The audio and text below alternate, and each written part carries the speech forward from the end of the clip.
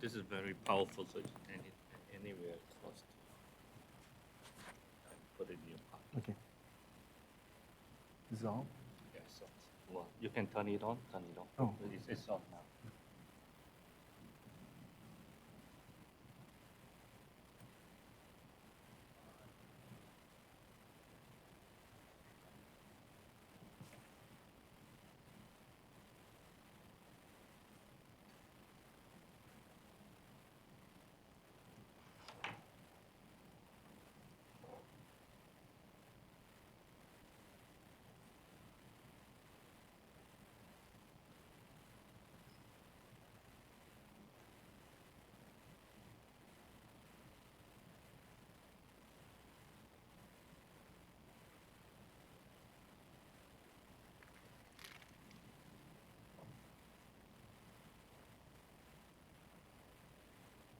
For the second supplementary talk, so Dr. Yiran Wang will talk about the micro-local analysis and nonlinearity.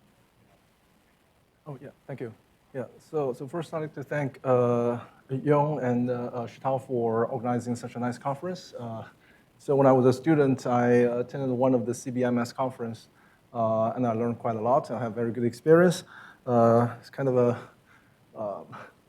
so surprised that I can make a contribution one day. So thank you again for offering me this opportunity to give a lecture here.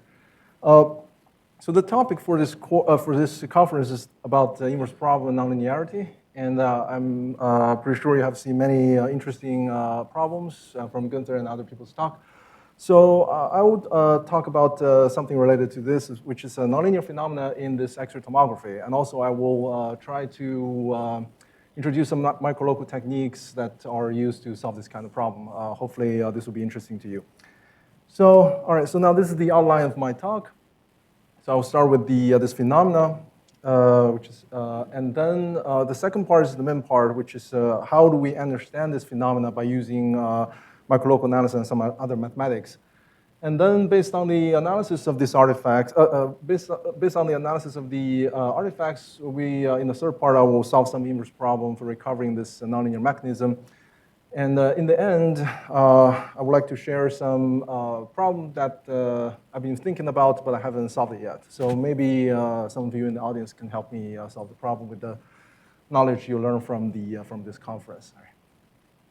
Okay, so now this phenomenon comes from X-ray tomography. Okay, so now we consider this very simple, a standard X-ray computerized tomography based on Random transform. So now if you look at this picture here, this is how we do this X-ray CT, right? So you have suppose this is a human body, and you have an X-ray source, and then you have a detector. Then you move this source and detector up and down, and then you turn the body around to get all the X-ray data. And so essentially, this means that mathematically, we can describe this by using the Random transform.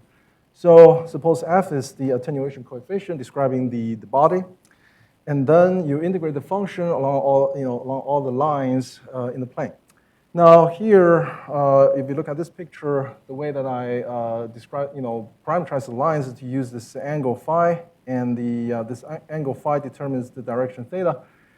Now this phi goes from 0 to pi, and then actually 0 to pi, and then you look at the lines that are orthogonal to this direction, and with the distance s to the origin. So you have all the lines in this direction. Now when you turn the angle phi, and then you get all the lines. So this is the way that we parameterize all the lines, and then the X-ray data can be modeled by this RF, which is the integration of the function f along all these lines. So now that's the mathematical model for this X-ray CT, right? It's very, very simple. So the problem is to how do we, once we get the X-ray data, how do we get f, right? So that's the X-ray CT tomography. Now for this model here, for Random transform, we can actually do the filter back projection. There is an inversion formula. So once you have the RF, you apply this I inverse, which is the release potential, and then you apply the adjoint of the Random transform divided by 4 pi, then you get the f back. So this is the very standard way to get the reconstruction from the random transform. So here, these things are are not so important for the topic for the purpose of this talk. So I just want to briefly show you this result. So now, if you do this in practice, so suppose you have this phantom image here. This is the original image. Now, when you take the random transform, or this actually CD, you get the so-called sinogram. So this is actually the image for this RF, because this RF is a function of S and theta, S and phi. So there's angle phi, and then this S is a real number, is the distance, sign distance of the line to the origin. And so this is the image for RF, which is called sinogram. Now, when you apply the filter back projection, you get the reconstruction. Usually, if you start with if you just play with the random transform, the reconstruction is very well. So there's no surprise. Okay, so now that's the standard actually CT. Now, we're interested in some new phenomena here. So now this happens a lot for patients with metal implants. When you do actually CT with patients with metal implants. So let's look at this column here, the first column, these two images. Now this is a image of a patient. The hip image, the image of a hip, because for some patients they need to replace the big joint in the hip. So usually what they do is they replace the joint is a metal ball in a socket, and then so they can turn around. And therefore the material they use is to replace the joint is this metal. In this case, in the simulation, you have this titanium metal ball here, and surrounded by this socket. Now, in this image, we see these two bright discs. These are the image of the metal ball. Now, when you do the X-ray CT by using the standard, FBP inversion formula, you will get, you still see these two metal balls, but you also see this line artifacts that goes around these two metals, right? So you can see this dark or bright streaking lines, around that. So these are the called metal artifacts or streaking artifacts in X-ray CT. So now for this column, for these two pictures here, you have a simulation for dental imaging. Now this happens a lot for patients with metal implants in the teeth. So here we have all the teeth, and then we have 3 gold implants here. And when you do the CT reconstruction, you can see that there are a lot of artifacts around this metal implants. So that's the metal artifacts we're interested in this talk. So now this phenomenon actually happens not just for metal. Metal is very typical, but it also happens for dense objects such as teeth. Because you see, teeth is made of bones, right? So these bones are relatively dense compared to the tissue. So if you look carefully in these images here, even if you look at it around here, even for the bones, there are still artifacts. It's just not that obvious, but there's still artifacts. Okay, and so that's the phenomenon that we're interested to study. And how is this related? Okay, so now what's wrong with this artifact, right? So because these artifacts, they obviously will cover some region of interest and then cause problem for diagnosis. So therefore, the outstanding problem in this field is to find a way to reduce these artifacts, or to remove these artifacts, or at least reduce them. Okay. So therefore, if you look at the literatures, there are a lot of work on this metal artifacts. This is the number of papers involving this metal artifacts from 1995 to 2015. It grows almost exponentially. And there is a lot of work on the reduction method, mostly from radiologists and engineers. They tried various methods to reduce the artifacts, like iterative method and preprocessing or dual energy method. So there are a lot of effort in this direction in this field to reduce the artifacts. And recently there are some machine learning methods, of course, they are applied to this problem. So now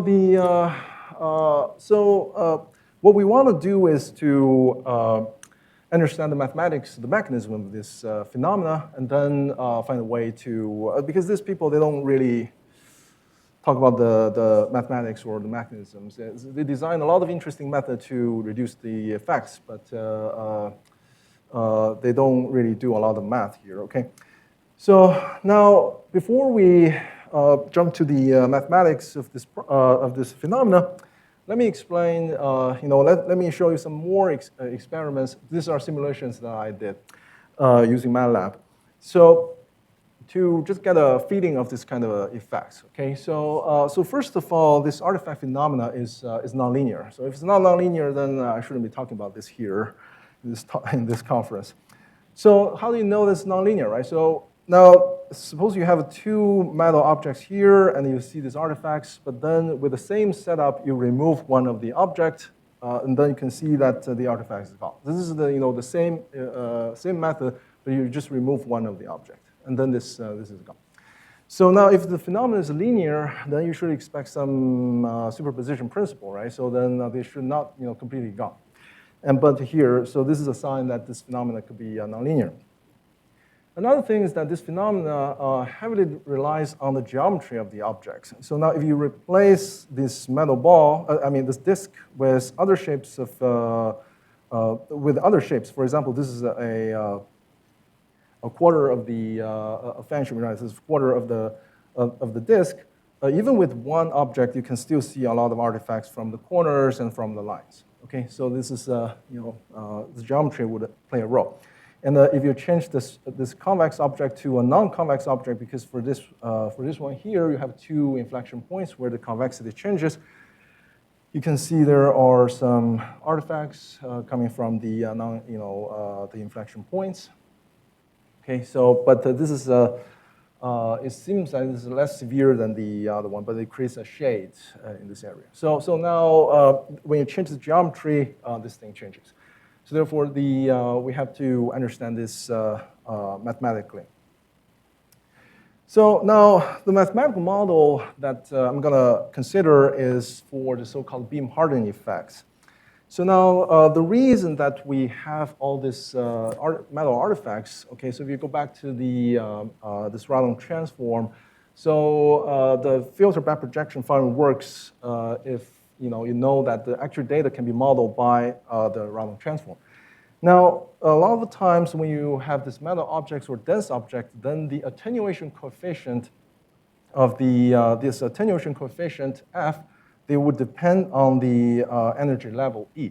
So this is related to the limitations on our X-ray machine. Actually, so in an ideal world, you want this X-ray to be considered, so all the photons in the X-ray are, they have the same energy, right? So this is in the ideal world. But in practice, this is very hard to make. Okay, so then when you look at the X-ray beam, they consist of photons of energies in a certain energy level. For example, here, this energy level is E0 minus epsilon, E0 plus epsilon. Now, this is called the polychromatic X-ray beam. Now, once you have this phenomena, and you have a dense object where your attenuation coefficient depends on the energy, then you cannot ignore the dependency of the coefficient on the energy. So therefore, a more reasonable way to describe the attenuation coefficient is to do a sort of a Taylor series first order linearization. So you have the FE0 and plus an additional term where you pick up basically the derivative of F on the metal region. So suppose D is the metal region. So this is the region where this variation, this F depends on E largely. So therefore, when you look at the derivative of F in E, only on this region is significant. So therefore, you pick up this additional term. Now when you do this, yes? Oh, in this case, well, here for simplicity, I take alpha to be a constant, but in principle, it shouldn't be a constant because it will vary, because alpha is, it should be this dFE dE, right? So it should be the derivative of F. So depending on the points, it could vary, right? So here for simplicity, I take this to be a constant. And this will depend on the properties of the material, for example, right? So if you use the same metal, for example, iron or copper, then this might be the same. But if this thing changes, then there is no reason that it's a constant. Yeah. E is a variable. Yeah, in this case, E is a variable. Yeah, E is the energy in this window. Yeah. So now with this FE, you can derive the X-ray data by using the Beer-Lambert law. So I will not show you the derivation here, but roughly speaking, what you get is the Radon transform. First, you still get the Radon transform of FE. Then there's an additional term, this PMA. Now, this is the additional term that will cause the artifacts. So usually, this thing involves a complicated integral, and under further assumptions, you can simplify this. You have to make assumption on the energy distribution of photons, et cetera, et cetera. And you can simplify this. You can get for example, this is you can find a formula for this function. It's clearly a nonlinear function of this R-chi-D, this Radon transform of the metal region, right? So, and the rest of this epsilon is the energy level here, and then alpha is this constant here, okay? So, but in general, the best you can say is that this is a nonlinear function of the Radon transform of this metal region, okay? So that's where the nonlinear come in, okay? Because of this term here, okay? Now this requires a lot of assumption to simplify the model. So now, now we're ready to discuss to analyze how these artifacts are generated from this term. Now to give you a more clear, simple, to simplify some of the things, I will take the following assumption. So I will assume that the metal region consists of two parts. So there's just two metal. Okay, you can easily generalize this to multiple metal objects. But here I only take this D to be the union of the two simply connected, strictly convex destroying bounded set. Okay, so these are two destroying metal objects. Because if you have one, it's not interesting. And also for the nonlinear function, because in general we could have a nonlinear function like that, but for simplicity, like in Gunther's talk, I will start with the quadratic nonlinearity. This is enough to show you this phenomena, and if you want, you can generalize this to polynomial nonlinearity in a straightforward fashion. Okay, and then finally, with this data, then we know that if you take the filter by projection, you get the reconstruction, this FE. And then there's this additional term. So the main goal in the rest is to analyze the new things from this additional term, because this will give us the image already. Okay. So then, all right. So now, okay, we're going to use some microlocal analysis to study these artifacts. So now, before I start, right? So okay. So now this is the beginning point, okay? So I know this is pretty simple, but so the way that we see these artifacts, or we see the boundaries, we detect the object in the image is because we can see the singularities of the attenuation function. So the boundaries are represented by the fact that this function is not smooth, right? So there's a jump across the boundary. So therefore, the way to describe this phenomenon, these artifacts, is to describe the singularity of a function at different levels. Now, the lowest level perhaps is the singular support. This is just tell you where the location of the function that the function is not smooth, right? So therefore, this is the singular support. A lot of times when I state the theorem later, singular support is the easiest to understand because it just tells you location of the function where it's not smooth. But this is, of course, not precise enough. Now, the more precise notion is the wavefront set, right? So I think you probably already know this. The wavefront set tells you the location of the singularity and also tells you the direction where the function is not smooth.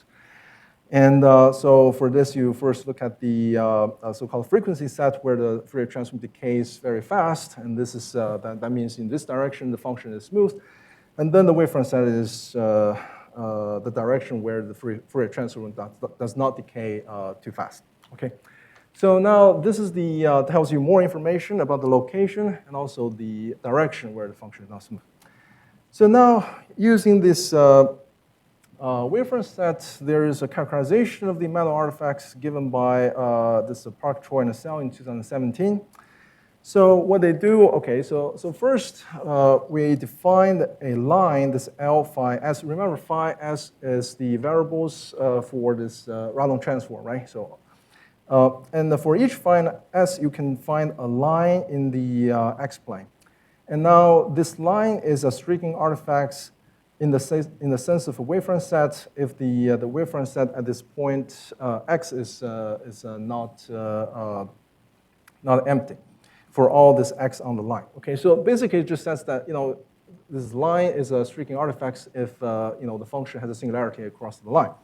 So let me see if I yeah, okay. So now that's so how do you find? Okay, so this is defined in the following way. Then the theorem that they proved is the following. So the line is a streaking artifact of FCT. Then, if this line is a streaking artifact, then if you look at the wavefront set of the arc ID in the sinogram, then the dimension of the wavefront set must be 2. So now let me show you this picture here. So here we have two metal objects, and then this is the sinogram for these two metal objects. And this is Radon transform. And then, so what you look at is, in this picture here, for each phi and s, you look at the Radon transform and look at the points where the function is singular in 2 directions. So you see, at this points here across this curve, the function is only singular in the normal direction. So this is only one direction where the function is not smooth. But at these 4 corner points, right? At these 4 corner points, these are the points where the Radon transform of chi-d has 2 dimensions. Now these 4 points, now you use this formula here to find the line, and then they will give you 4 lines. For example, this orange point here will give you a line, this L phi s here, which is tangent to these 2 objects. Okay, so that's how you find this correspondence. So for each phi s here, you get this line. Now, what the of course, if you have a yellow point, this yellow point here will give you a line, here, which is tangent to one object but not the other. So the thing is that these 4 points, corner points, correspond to 4 lines that are tangent to both objects. Okay, so that's the geometry here. Now, the theorem here says that if a line is an artifact, then the corresponding point must have, the wavefront set must have a dimension 2. So this tells you that, this orange line here, the corresponding point is here. So this line is an artifact, then the dimension must be 2. Okay. So now the theorem tells you a necessary condition on the metal artifacts. So that means, more than 2 metal parts, then do you have also generalized result? Yeah, if you have more than 2, then yeah. So well, more than 2. The picture is very similar, but you have to, because you could have a line which is a tangent to 3 objects, and then that means here you could have the 3 curves intersect, right? So you have to avoid that. But if you can avoid that, then the picture is the same. Yeah. So, but I want to point out that this is a necessary condition for this line to be a artifact, because it just tells you that if this line is artifact, then this condition must satisfy. But it does not go around. It does not tell you that if you find a point in the sinogram with dimension of a wavefront set being 2, then this line must be artifact. So they couldn't prove that. They just proved one side, because it's a necessary condition, but not sufficient. So for solving inverse problem, actually we need the other way. Okay. So, but this is the description on the wavefront set level, right? So it tells you the location and the direction. So now, but this is not quite quantitative. What we first thing we try to do is to make this quantitative, because we're just playing with this Radon transform characteristic function. You can say actually more about it by using more sophisticated notion of a distribution. So in particular, this one here is a conormal distribution. So this means that this is a special kind of distribution, so that you know that your distribution has a singularity in the normal direction of the singular support. Right, so this is very special. It's only normal to that direction, which is, true here, right? So for this disk, the function is only singular in the normal direction to the boundary, and here for the Radon transform, they are singular to the in the normal direction of the curve. So, but this is much more quantitative because you can tell the strength of the singularity. So in local coordinates, there is a coordinate invariant definition of this, but in local coordinates, such distribution the conormal distribution for order mu can be defined as oscillator integral here with symbol A, the standard symbol. And so now we can show that this mu here actually tells you the strength of the singularity. Okay, not just location, direction, but also the strength. So now, by using this notion, we can show that we can demonstrate that the characteristic function of a metal region is a conormal distribution of this order, and also we can show that Radon transform is a conormal distribution of a certain order, and this so then they're all in this class. So now, by using this notion of conormal distribution, we can analyze the nonlinear effects. Remember that now we're looking at the quadratic nonlinearity. So now you look at the R chi d square.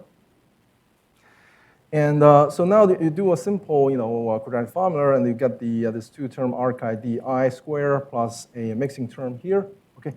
Now, for this term here, we know that R chi d is the conormal distribution.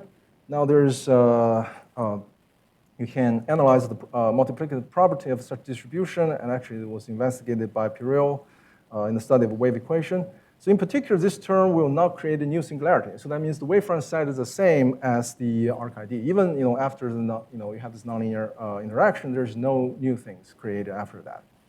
So then if you apply the filter back projection formula, this thing will not create any new things in the reconstruction. So that's why if you have one object here, then there's no mixing term, but you still have nonlinearity. If you have one object, you still have nonlinearity, but you don't see the artifacts because there's no new things created from that. Okay, so that explains this. So now, then, so this is not very interesting, but what about the mixing term? So now for this mixing term here, now you have to look at, we know that this each term, this R chi d1, R chi d2, they are conormal distribution to this Sj. So essentially, this Sj are these curves, right? So this Sj are these curves because they are only singular across that direction. Okay, so now because these curves they actually intersect transversely. We look at this strictly convex object. So now you look at these two curves S1, S2. They actually intersect transversely, and then the product has new singularity at the intersection point. That's why the dimension of the wavefront set is 2 at the intersection point. And we can actually analyze this singularity in the framework of parallel Gaussian distribution. It was studied by Melrose Woman and Gilliman Woman.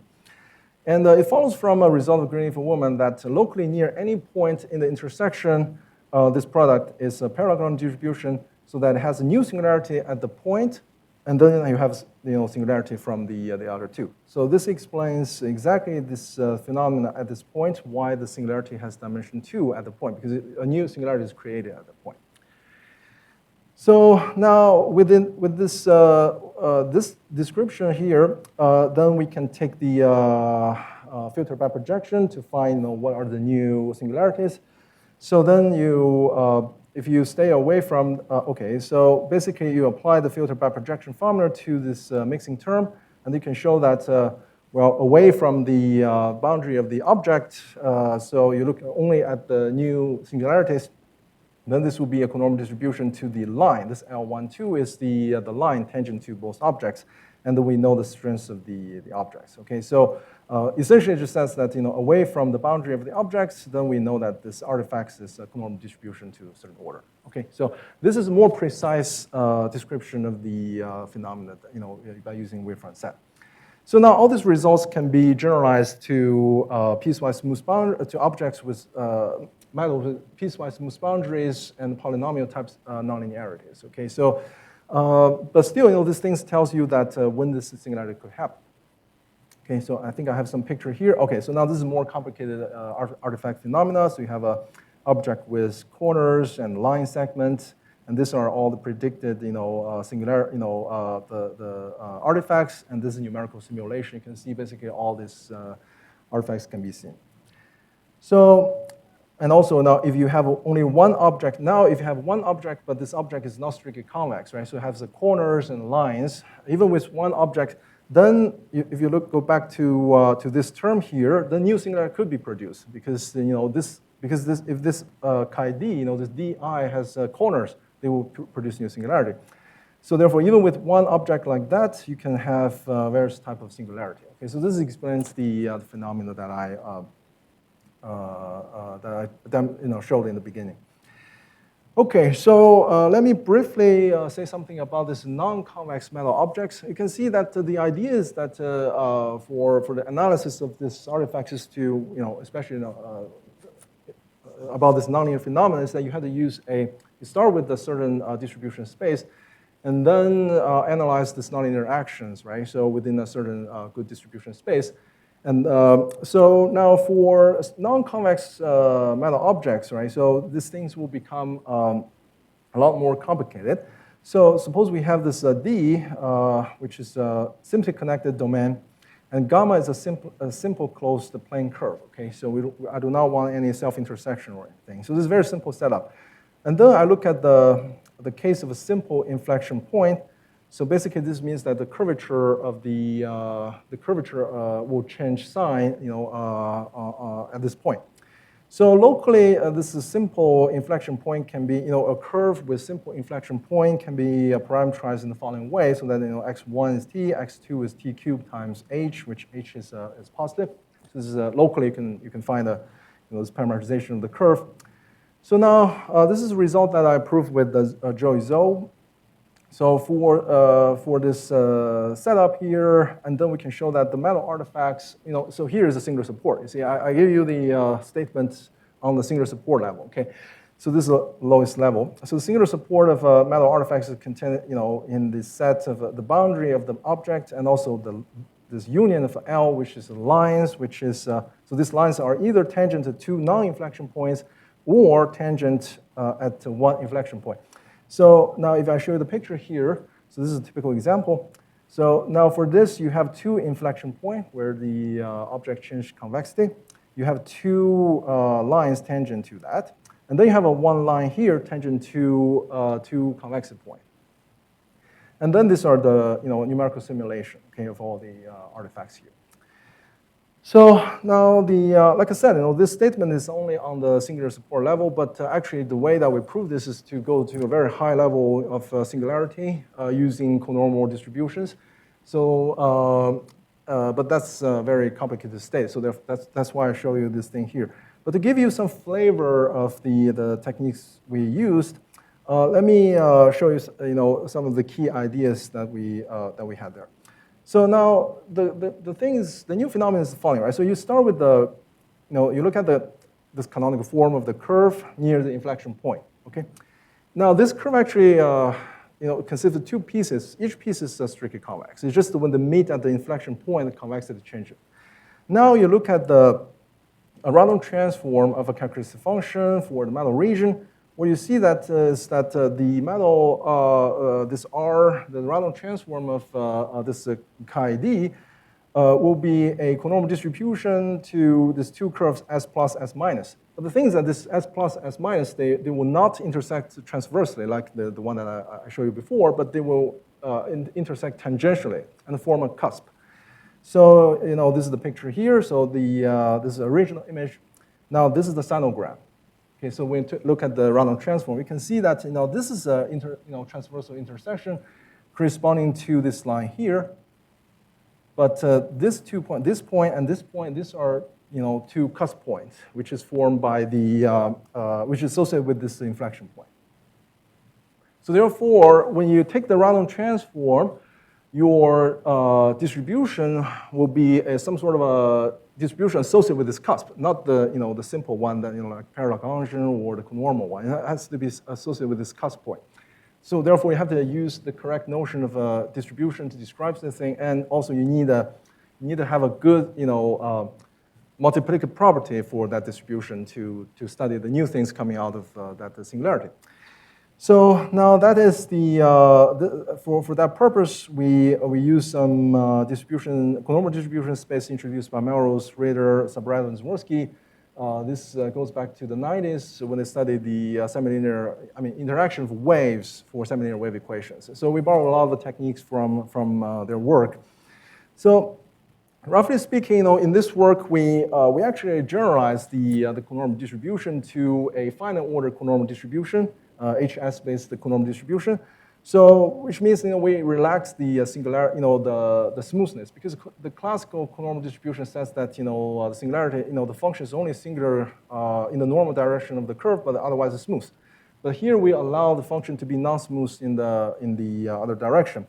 So therefore, suppose y is a smooth manifold of x, and then this vy is a Lie algebra, all the smooth vector field tangent to y.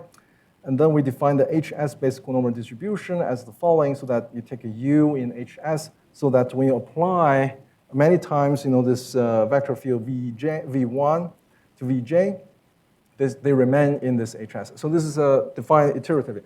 So actually, the one that I showed you before for this conormal distribution, in this, I showed this oscillator integral representation.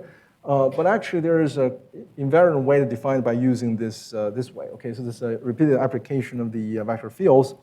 And actually, when k is infinity, this is essentially the classical conormal distribution.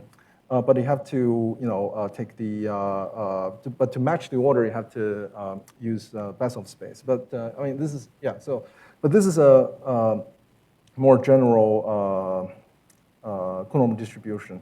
So now for this, if we start with this conormal distribution, and then you describe the cusp singularity, and this is the natural thing to do is to look at the Lagrangian submanifold and define this Lagrangian distribution associated with that geometry. So in our case, this lambda should be the conormal, the Lagrangian associated with the cusp, and then you define the conormal distribution like that. So we can show that the Radon transform, if we have this inflection point, the Radon transform will belong to this complicated space. But the thing is that this naive space does not, have a good multiplicative property. So the correct notion that we need to use for this study is actually some Mark Lagrange distribution introduced by Melrose. So I just want to show you the flavor, how these things can evolve from the simplest, singular support to very high, very abstract distribution space, so that these things could work. All right, so now let me spend some time on the inverse problem. Right? So these are all these analyses. We know where the singularity, where the artifact could happen. But so the thing that we want to do is actually to recover this nonlinear mechanism. Why we want to do this? Because this is the key for removing the artifacts. So in practice, even with the artifacts, you can pretty much see the shape of the metal objects, okay, from the filter by projection.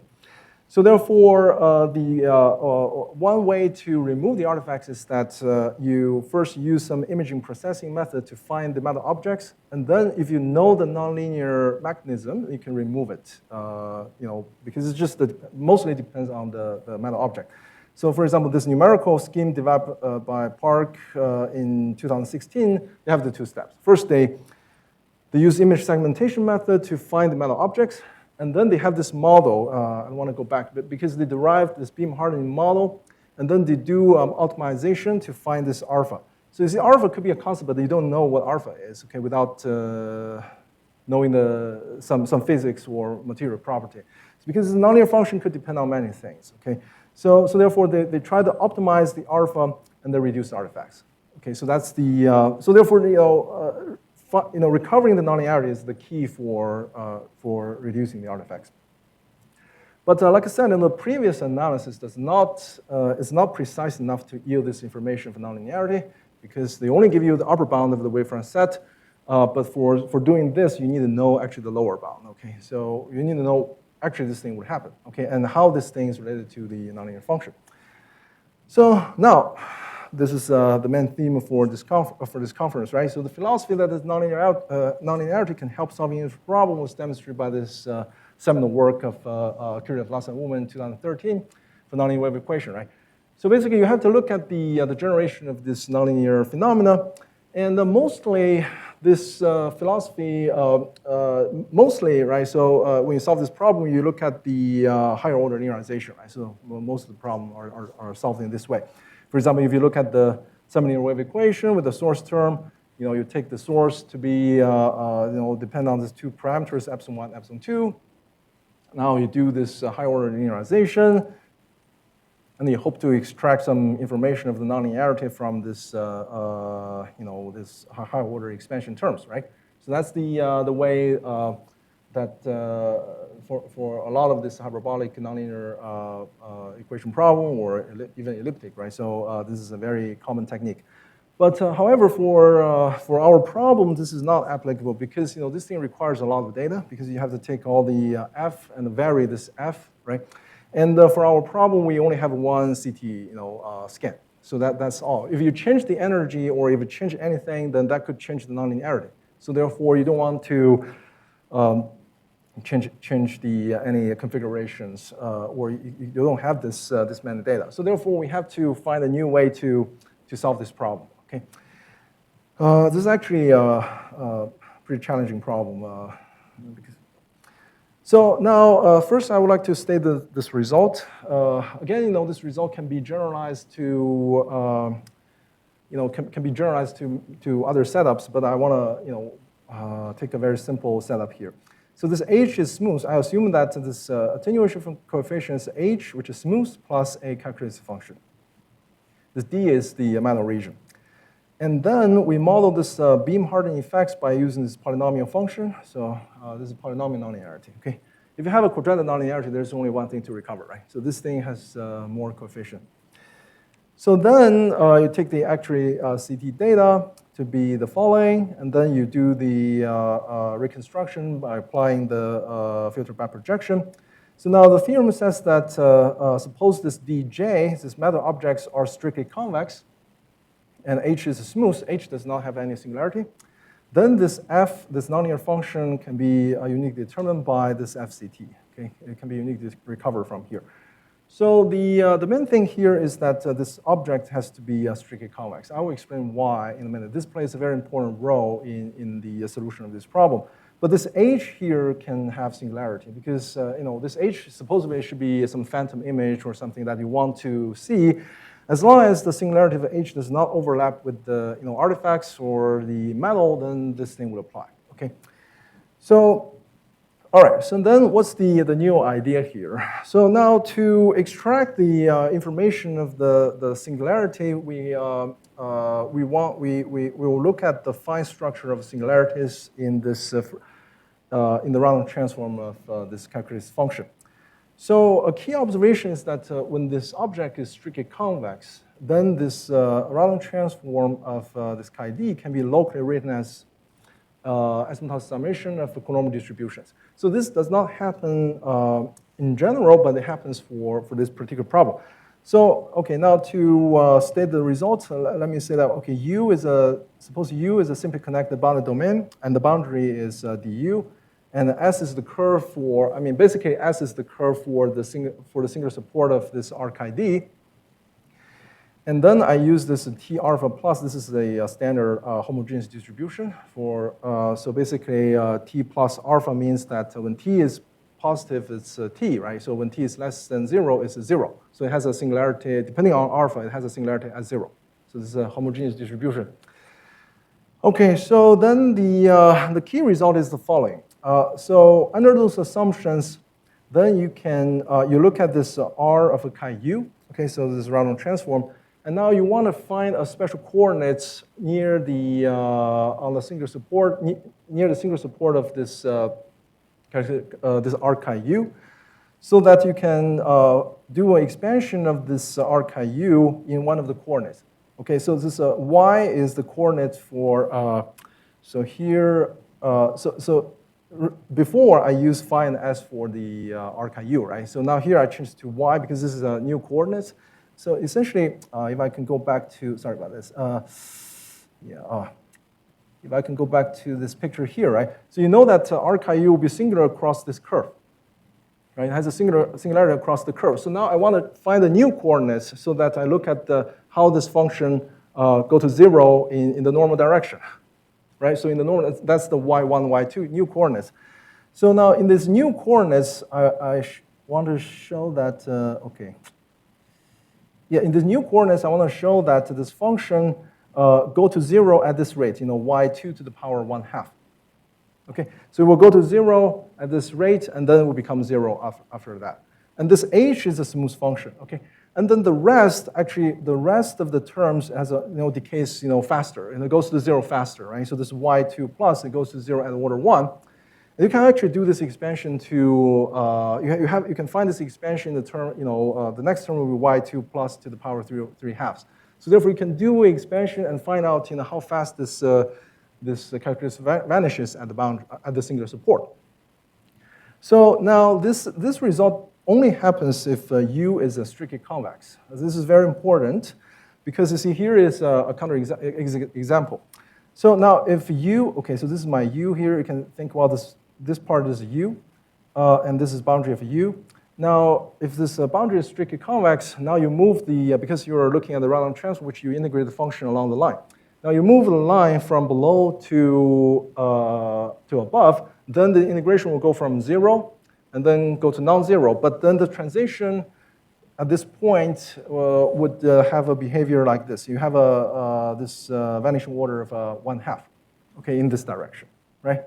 So it will go from 0 to non-zero in this way. But if you have a non-strictly convex boundary like this, you have a flat part.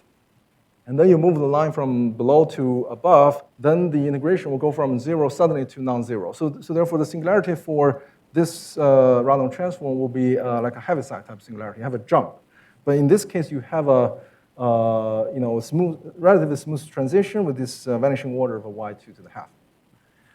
So that's why this result only holds for strictly convex boundary. So now, why this is important? Because once you have this vanishing order here, now you look at the power, or you look at the power n of this arc ID, then this vanishing order would increase, right? So it will vanish even faster. Now, if this thing vanishes faster, that means the distribution will be smoother, right? So and also they are all different. You can tell them apart by looking at the strengths of their singularity. So now, similarly, if you look at the mixing term, the arc ID 1 to the power m times arc ID 2 to the power n, you can also find the new singularity associated with the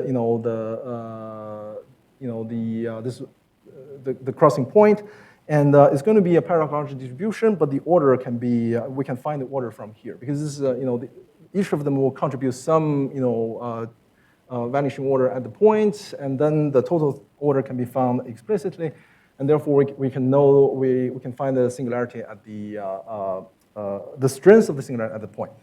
And the rest are more regular. Okay, so the rest are more, so therefore you can always identify the leading order singularity after this nonlinear interaction. So this plays a key role because then when you apply this f of arc ID, I can find the leading order term, which give me the quadratic nonlinearity, and then I take that out, and then I can find the next one. Okay, so then I can peel off all these nonlinear effects, and find all the nonlinear functions. So this is how we actually find this. So, all right, I think my time is almost up, right? So a few minutes. Okay, all right. Oh, 10 minutes? Okay, so I didn't prepare that much. Okay, so there are some other problems that I'm considering. And hopefully some of you, if you're interested, we can discuss a bit more. So now a lot of a problem about this inverse problem, right? So the one thing is that our technique can be applied to polynomial nonlinearity. So we can do this inverse problem and also analyze singularity, the artifacts by for polynomial nonlinearity. Now, if you want to go to infinite nonlinearity, and then this will become a bit trickier because usually, when you have a conormal distribution, when you take a certain power, it's still conormal distribution. But if you take a smooth function, then this is not known. And so therefore, in this case, how do we analyze the artifacts and determine the nonlinearity? This is not done. But there are certain ways to maybe to solve this problem. Is to for the leading order term, you can do this the analysis that I show you, but then you have to analyze the rest of the term to show that they are more regular in a certain way. Maybe use Sobolev regularity. So yeah, that's one thing. And so then the next thing is the stability estimate for recovering the nonlinearity. Why I care about this? Because so I have all this analysis, but eventually I want to develop a numerical method for removing the artifacts. And for that purpose, I would like to know what's the stability for this inverse problem. Now, from our result, it looks like if you have a strictly convex object, then this problem should be quite stable. However, if you have non-strictly convex objects, then this might not be true. And actually, the last problem here is that if you have a non-convex set of objects, is there a phenomenon of a cancellation of artifact? Because if you have suppose you have this flat part, right? You have like a square, then you have the Random transform would have a Heaviside type of singularity. If you raise any power of that, it's still Heaviside. So is there a way to design things to cancel out the singularity at the level? So that's another thing.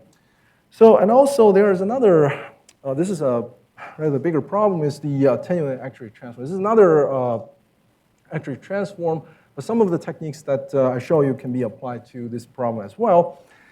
So for example, so let's consider this problem. We have again, we have this parameterization, we have this integration of a function along all the lines. But here, a new thing is that you have this weight e to the minus BA pt theta, where this BA is another integral of this A. So this A is actually a attenuation coefficient. You can think, well, then you are imaging a object while the actuator would be attenuated when it goes across the object. So this term tells you takes into account this attenuation effects. So now the problem, there are many problems for this problem here for this attenuated actuatory transform.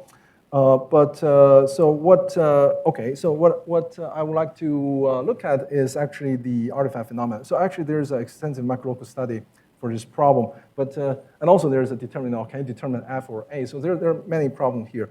But the one that I want to look at is the artifacts. So now this was actually studied by Kasevich in 1999. He looked at this so-called local tomography problem with non-smooth attenuation coefficients. So here he assumed that this A here is non-smooth, because most of the times, if you have attenuation, then it's just like a metal or some tissues, and it's not necessarily smooth. So now. And then what he studied is that he wants to recover the singular support of A and F. Okay, A and F. He wants to find the singular support. And first, he looked at this local tomography problem. He applied a sort of a filter back projection to this XAF, and this is Random transform and the derivative. And then what he proved is that the singular support of this F delta in the reconstruction. You have the following phenomena. So you have the singular support is contained in S, which is the singular support of F. You can see the singular support of F. And you can see part of this, so this is gamma D. Gamma D is part of the singular support of A. Okay, so this gamma D is this gamma is the singular support. So basically, this S is the singular support of F. Gamma D is part of the singular support of A. These are the things that, that are not so interesting to me. But the thing that's interesting to me is the last term, is the lines, this Lj, and these are the artifacts, right, associated with this for this problem. Now this Lj is tangent to gamma and S union gamma.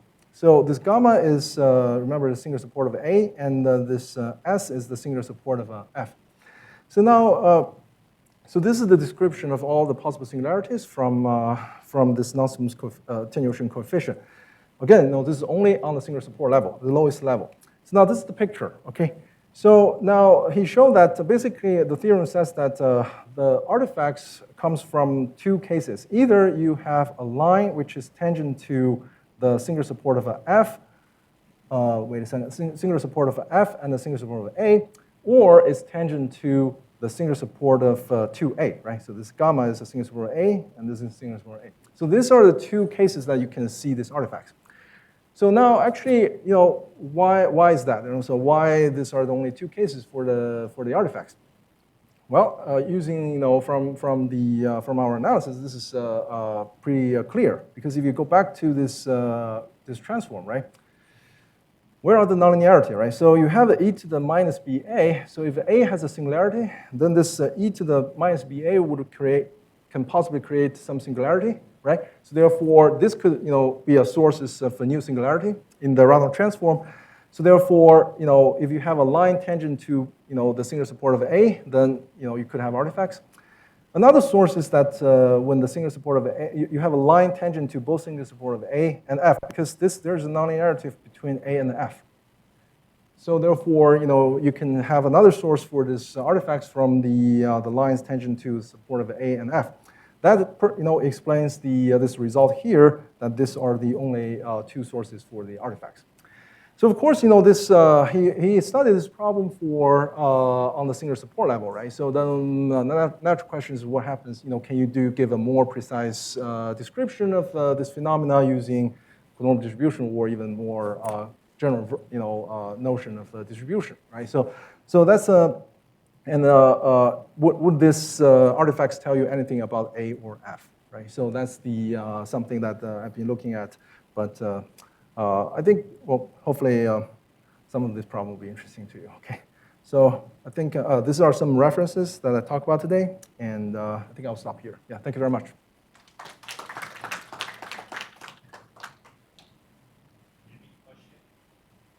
Yeah. You mentioned in question delta U plus A squared equals 0. I was wondering what connection does that have with the artifact? Oh.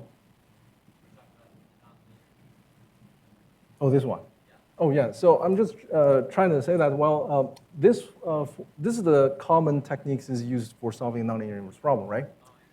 And but this method does not really apply to our problem because oh yeah, I forgot to mention. Yeah, so this is when you do this expansion in terms of the magnitude of the source or the solution, right?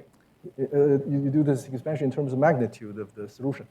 But what we actually do to solve this to solve our inverse problem is to do expansion in terms of the strength of the singularity, not the magnitude, but the strength of the singularity, right? You see, when we do this expansion using this result here, right? So if this is the power n, right? If you look at this term here, this is arc ID to the power n. Now, if you raise the power n, right, if n is 1, 2, 3, 4, then the corresponding term will decay even faster and faster, right? So therefore, we actually do, if you look at this f of arc ID, right, so you have to take into all these powers, but then we can do expansion in terms of the strength of the singularity, not the magnitude of the function, right? So it's, because this one, you only need one data, right? So the other one, you have to vary this epsilon. You need a lot of data. So you're just showing the analog with that kind of problem. Right. The data collected created by the metal object. Can you say that again? So F is F is a polynomial. a polynomial, yeah. So this is the analog expansion. Yes, analog expansion, but yeah, in different, from a different point of view, right? So the other one is from, you have to do the expansion in terms of the magnitude, right? So the epsilon 1, epsilon 2, they're small, right? So, but here I have no epsilon 1 and epsilon 2. I only have one function. But what I do is I look at the expansion of the function in terms of the singularity, right? So I look at the most singular term and then the less singular term, et cetera, et cetera. Yeah. Other questions?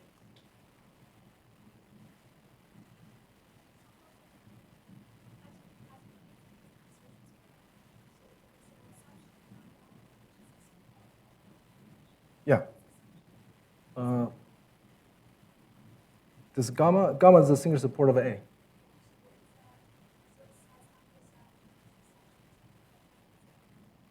Oh, okay, yeah. So under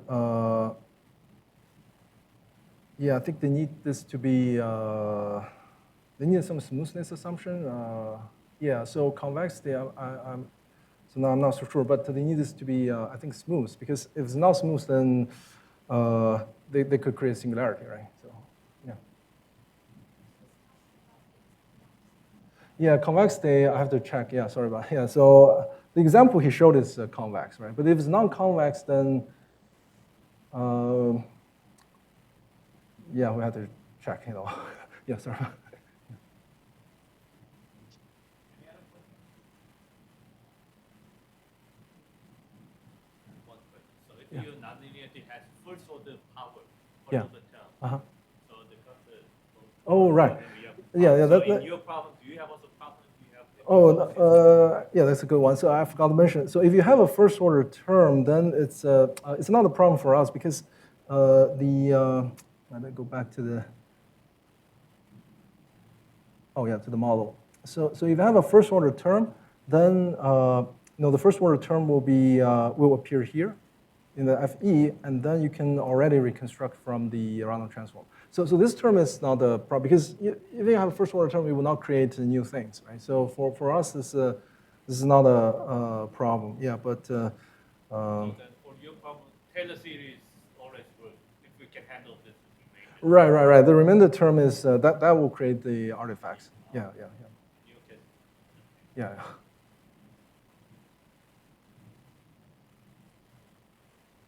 other questions? Yeah, that's the speaker again, and we have lunch. Yeah. Thank you.